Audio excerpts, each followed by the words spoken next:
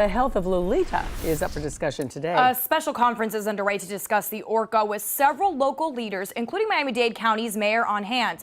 Local 10 News anchor Louis Aguirre also in attendance, and he is joining us live right now from downtown Miami. Louis.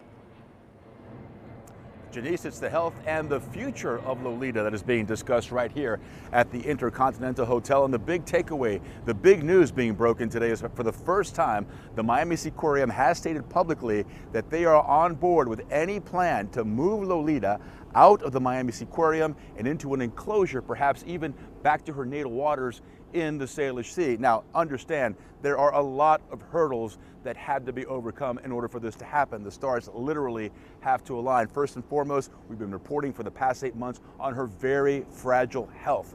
And right now, they say she is stabilized, but the independent team of vets that's been assigned to her case still have not been able to pinpoint the exact cause of this respiratory infection that she's still dealing with.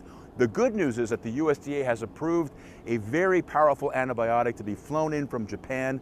The vets are using this antibiotic to treat Tokitae, as she's now known, and she is responding to treatment. That is the good news. But again, there are still a lot of legal hurdles that have to be overcome in order for this to happen. That being said, Friends of Toki have assembled all the major stakeholders for the first time to have this conference, to be transparent, to tell the public exactly what the plan is moving forward. And again, the big takeaway here is that the new owners of the Miami Seaquarium, the Dolphin Company, the CEO, Eduardo Albor, for the first time publicly said he will not stand in the way of any plans to move her out of the Seaquarium.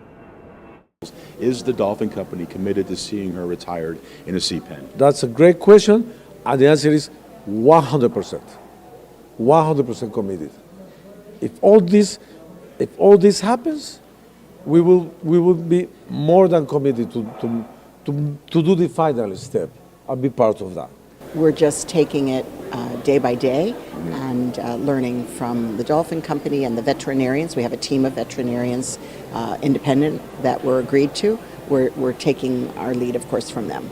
Her netted enclosure in the Salish Sea, that's what she wants. She wants her environment back, her home back. She wants to be able to feel and live and have emotion, talk to the water. So that is the plan, that is the dream, that is the hope. First and foremost is they have to stabilize her health, and then there are all these regulatory agencies that come into play. NOAA, NMFIS, the National Marine Fisheries Service, the Endangered Species Act. There are a lot of boxes that have to be checked off, so it's a long way away, but at least these conversations are being had.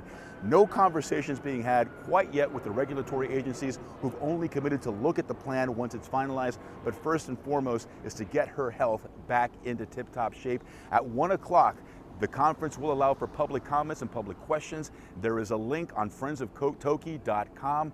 There's a YouTube link there where the public can actually access the meeting and present their questions that will be addressed inside the conference that should wrap up at about 5 o'clock. But again, the big takeaway here is that if they're able to align all of the stars and able to overcome all these hurdles, there is the possibility that Lolita, Tokitae, could be moved from the Miami Seaquarium back to her natal waters in the Salish Sea. I'm live in downtown Miami. Louis Aguirre, Local 10 News. Oh. And Louis, real quickly, for those who maybe have not followed this as closely as you have, I know you visited where her native sea is. If she were to be able to go back into the wild, how would she do after so many years in captivity? So it wouldn't be like just dumping her in the ocean. They would find an enclosed sea pen where she would receive the same amount, if not better care than she receives here at the Miami Seaquarium.